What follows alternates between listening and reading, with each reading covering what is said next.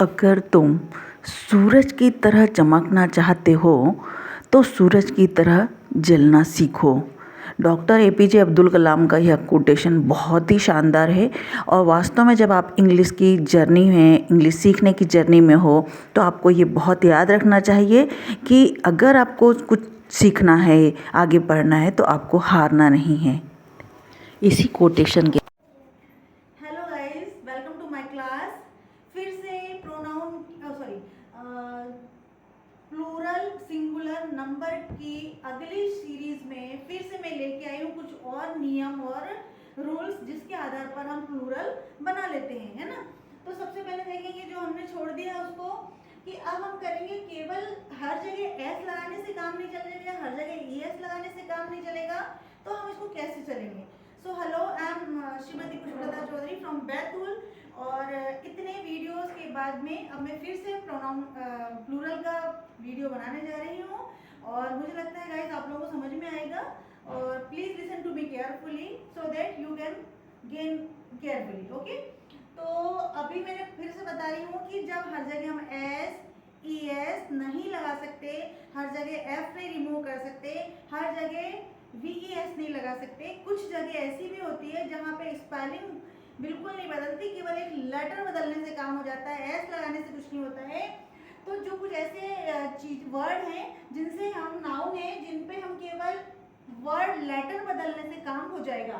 देखिए मैन में MEN बना देंगे तो मैन हो जाएगा, बहुत सारे मैन। वुमेन में ही ऐसे करेंगे, बस प्रोनाउंसिएशन बदल जाएगा, वीमेन, ठीक है ना, वीमेन कर देंगे। और tooth, TOOTS tooth, TEETS teeth, ठीक है। FOOT foot, FEET feet. Mouse का माइस एंड लाउस का लाइस, ठीक है ना।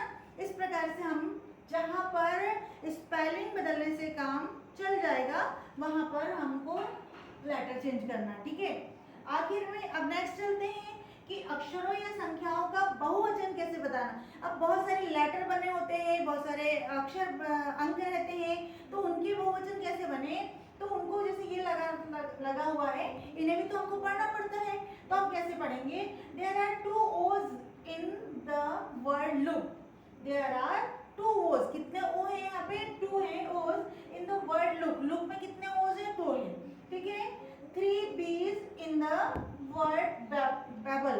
बैबल के अंदर जो है या बबली बोल सकते हैं, बैबल के अंदर कितने 3 हैं आपके पास, बीज है ना, कितने हैं, 3 है। तो इसलिए अपन ने बीज के बाद में यहाँ पे ऐसा कॉमा लगा करके एस लिख दिया, ये भी एक हो सकता है।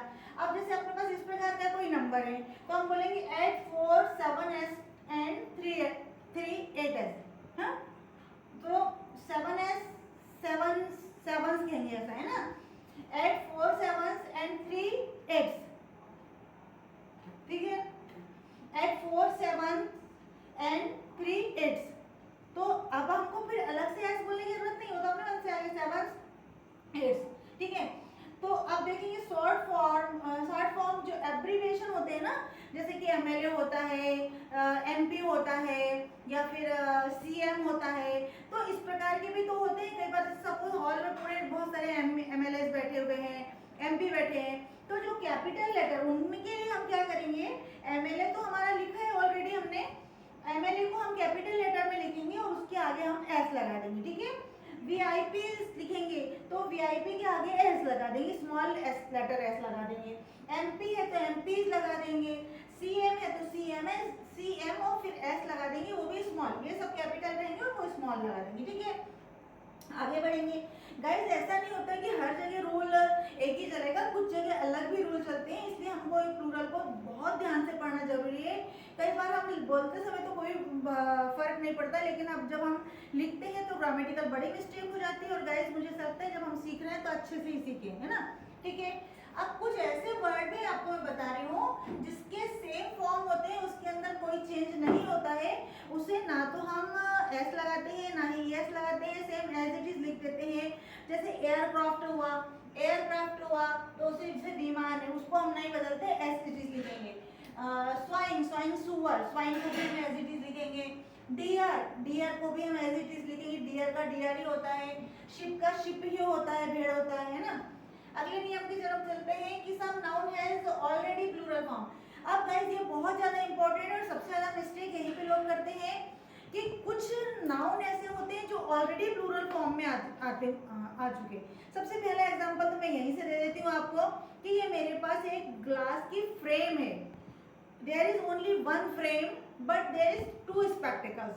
टू स्पेक्टिकल्स मतलब दो जो ग्लास हैं वो कितने हैं, दो हैं। तो हम इसको ये नहीं बोल सकते कि मेरा स्पेक्टिकल उठा के लाओ, please give me spectacles. Spectacles बोला है तो दो हैं ग्लासेस, ये दो ग्लासेस हैं, है ना। तो यहीं से शुरू करते हैं। अब देखो आर्म्स, तो भीग है ना, वहाँ पे एस कोई लगा नहीं है उसमें, और एस कोई प्लूरल के नहीं लिखा हुआ है ना। चलिए सीजर, सीजर होती ना जो कैंची होती है हमारे पास, तो उसमें आपने देखा होगा कि ऑलरेडी उसमें दो कट्स इस तरह से रहता है। एक सिंगल से तो काम नहीं कर सकते हम, ऑलरेडी दो लगे हुए तो उसी से काम करते हैं, तो सीजर सी कहेंगे, है ना। फिर टोंग्स, टोंग्स होता है चिमटा, चिमटे में भी दो होते हैं ऐसे प्लेट्स, दो ब्लेड्स होती है इस प्रकार की, तो उसको भी हम टोंग्स कहेंगे। फिर होते हैं ट्राउजर्स, जो हमारे पैंट पहनते हैं ना अपन लोग, तो वो पैंट्स होते हैं ना, वो पैंट्स होते हैं, दो पार्ट्स होते हैं, लोअर्स के, उसके ट्राउजर्स के, पैंट्स के टू पार्ट्स होते हैं। सिंगल पार्ट्स हम कैसे पहन सकते हैं ना, तो टू पार्ट्स होते हैं। आपने लेगीज भी सुना होगा ना, लेगीज, ठीक है, उस टाइप से। फिर है पायजामास, जीन्स एंड बायनोक्यूलर। तो बायनोक्यूलर्स के अंदर भी दो मिरर्स रहते हैं और वो फिर देखते हैं, एक पूरी बॉडी है और बॉडी के अंदर दो बायनोक्यूलर्स होते हैं, तो वो भी टू होते हैं, इसलिए एस लगा हुआ है। प्लायर्स होते हैं घर में, जो संसी होती है जिससे हम चाय वगैरह पकड़ते हैं, हॉट बर्तन पकड़ते हैं, या फिर प्लायर्स, प्लायर्स होता है, पिंचेस होता है जिससे हम नेल वगैरह निकालते हैं, उसमें भी हम इस प्रकार का काम करते हैं।